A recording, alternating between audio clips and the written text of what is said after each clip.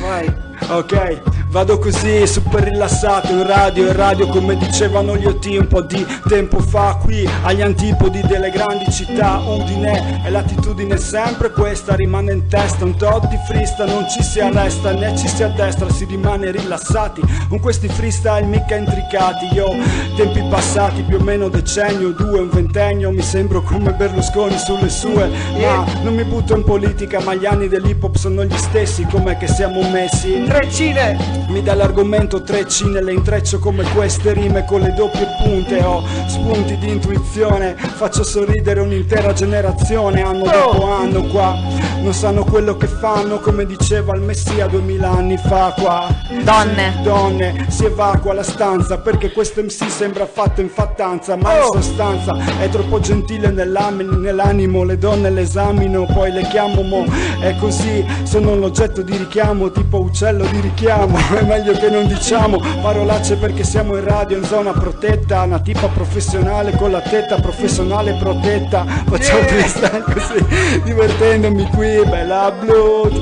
Dammi altri argomenti mentre penso, è sempre più intenso. Quella che si fa sesso, vorrei farlo adesso perché sto messo male. Se penso troppo a rappare, un po' meno fraccare. Dammi radio, un argomento in radio, nel senso che sono attivo come Radion. Non so cos'è che radio, ma qui mi alleno facendo le liriche a blood.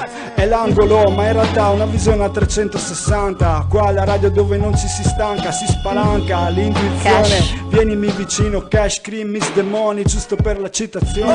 Non ne ho perché il taccuino ce l'ho più o meno nel giubbotto che ho dimenticato in auto. Vado cauto col cash, non ne prendo molto, nemmeno svolto con questa lirica, ma rimango coinvolto in maniera empirica nel fatto di investire, nel senso che mi prendo sotto da un tir e poi c'ho da ridire sull'assicurazione. Io, questa lirica è in evoluzione, ma ci vorrebbe il soldone, cash, letteratura, questa cosa dà paura. Ed Ocesti nuovo, da 200 anni che ci provo, no, è l'anno 200, è così che invento letteratura da spavento, ritmo e poesia, RAP che vuoi che sia. Qualcuno mi dà letteratura ma sono pedante, come fanno i Cemuz se si incazzano con Dante. Estate, voi cosa fate con Lil Wayne o Lil Jon? Non so, ma in realtà è Lil Angels quello che ho qua per l'estate più torrida, Lignano a grado, il degrado alcolico. È che sono comico quando vado in giro con lo slip bello che sudato. Quando d'estate sono andato in giro in bici, tu che dici?